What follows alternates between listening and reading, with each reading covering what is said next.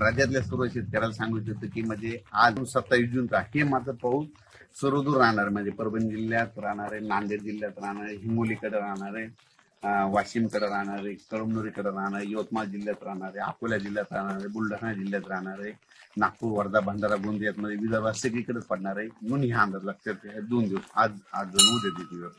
त्याच्यानंतर ही परभणी जिल्ह्यात देखील पाऊस पडणार आहे, इकडं जालना जिल्ह्यात देखील राहणार आहे, जळगावकडे देखील राहणार आहे. म्हणजे आजचा पाऊस हे सर्व दूरचा राहणार म्हणून हा अंदाज लक्षात घ्या.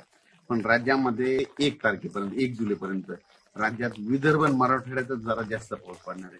सांगायचं झालं तर तुम्हाला सांगतो विदर्भामध्ये 6 5 11 जिल्ह्यात आणि मराठवाड्यात म्हणजे हे दररोज वेगवेगळ्या भागात पाऊस पडणार आहे 1 तारखेपर्यंत. म्हणजे 27, 28, 29, 30 आणि 1 जुलैपर्यंत दररोज वेगवेगळ्या भागात पडणार. दुपारपर्यंत ऊन पडणार, दुपारच्या लगेच पाऊस येणार म्हणून हे लक्षात येतं. सर्वदूर पडणार नाही हे सगळ्यांनी लक्षात येतं. नसतं काय होतं की सगळ्यांची अपेक्षा आहे की सगळीकडे पाऊस पडेल, सगळीकडे पडणार नाही. भाग बदलत कोणाला सोडून देईल आणि ज्याला सोडलं तर त्याला सोडून देखील देणार म्हणून हे लक्षात येतं.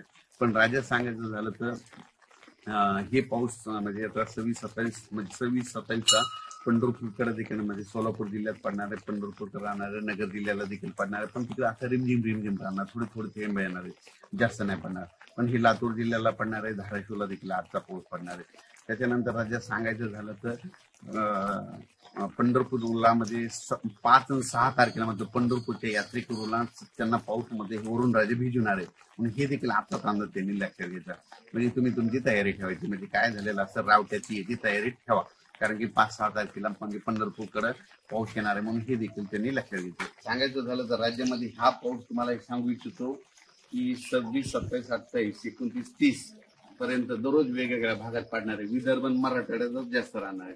त्याच्यानंतर 1-2 तारखेला 1-2 जुलैला पाऊस येणार आहे की मग पूर्व विदर्भ आणि पश्चिम विदर्भात तिकडे राहणार आहे म्हणून हे लक्षात येतं. अचानक वातावरणात बदल झाला तर लगेच शेतकऱ्याला एक उद्या मेसेज दिला जाईल. धन्यवाद.